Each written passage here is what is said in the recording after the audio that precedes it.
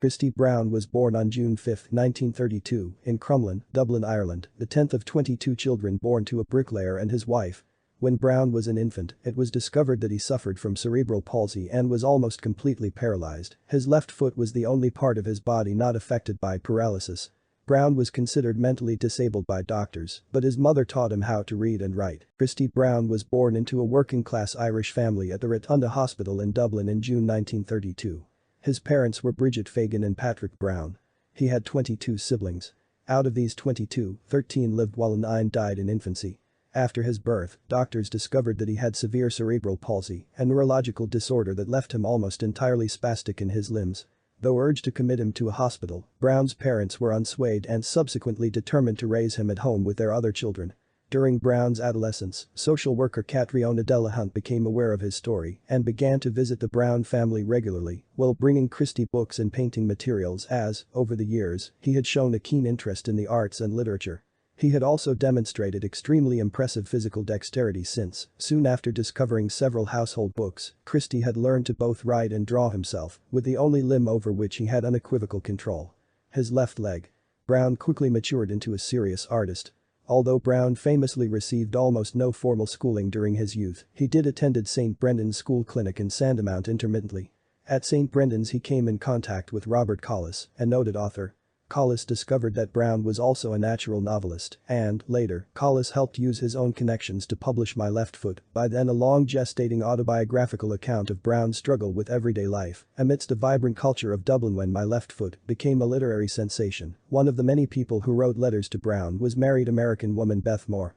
Brown and Moore became regular correspondents and, in 1960, Brown holidayed in North America and stayed with Moore at her home in Connecticut. When they met again in 1965 they began an affair. Brown journeyed to Connecticut once more to finish his magnum opus, which he had been developing for years. He finally did so in 1967 with help from Moore, who introduced and administered a strict working regimen, mostly by denying him alcohol, on which Brown was dependent, until a day's work was completed. The book, titled Down All the Days, was published in 1970 and was inscribed with a dedication to Moore that read, "For Beth, who with such gentle ferocity, finally whipped me into finishing this book." During this time, Brown's fame continued to spread internationally and he became a prominent celebrity. Upon his return to Ireland, he was able to use proceeds from the sales of his books to design and move into a specially constructed home outside Dublin with his sister's family.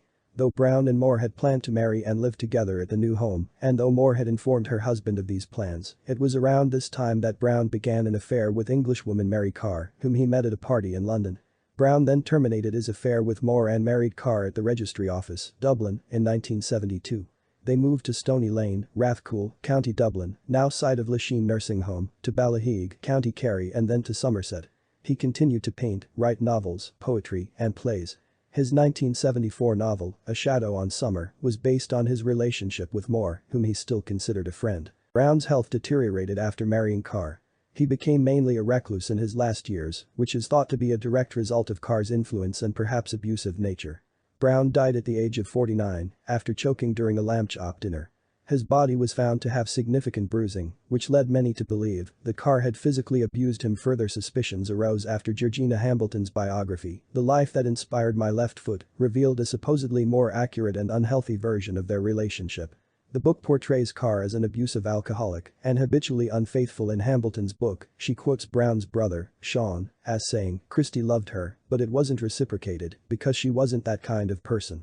If she loved him like she said she did, she wouldn't have had affairs with both men and women. I feel she took advantage of him in more ways." Brown's self-proclaimed masterpiece Down All the Days was an ambitious project drawn largely from a playful expansion of My Left Foot. It also became an international bestseller, translated into 14 languages. The Irish Times reviewer Bernard Sher claimed the work was the most important Irish novel since Ulysses. Like James Joyce, Brown employed the stream of consciousness technique and sought to document Dublin's culture through the use of humor, accurate dialects and intricate character description. Down All the Days was followed by a series of other novels, including A Shadow on Summer, 1972, Wild Grow the Lilies, 1976, and A Promising Career, published posthumously in 1982. He also published 3 poetry collections, Come Softly to My Wake, Background Music and Of Snails and Skylarks. All the poems are included in the collected poems of Christy. The film adaptation of My Left Foot, directed by Jim Sheridan, was produced in 1989 from a screenplay by Shane Connaughton. Daniel Day-Lewis starred as Brown and Brenda Fricker as his mother. Both won Academy Awards for their performances. The film also received Academy Award nominations for Best Picture, Best Director, and Best Adapted Screenplay. The Anglo-Irish rock band The Pogues paid tribute to Christy Brown with a song titled Down All the Days. It is the seventh track on their 1989 recording Peace and Love.